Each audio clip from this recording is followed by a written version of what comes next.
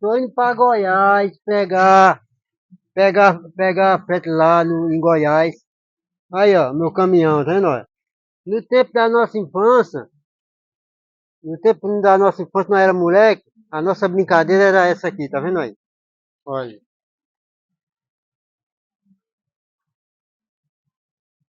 Hoje o moleque não quer saber dessa brincadeira aqui não, viu? Ninguém quer saber dessa brincadeira aqui. Os meninos de hoje, se der um carrinho desse, um menino de hoje, eles bagaçam no rosto da pessoa. Mas na minha infância, era tudinho assim, olha. Os caminhãozinhos que a gente fazia de pneu de borracha, não sabe o de milho, ó. Quer que vocês sigam e comentem aí no tempo da nossa infância, gente. Valeu!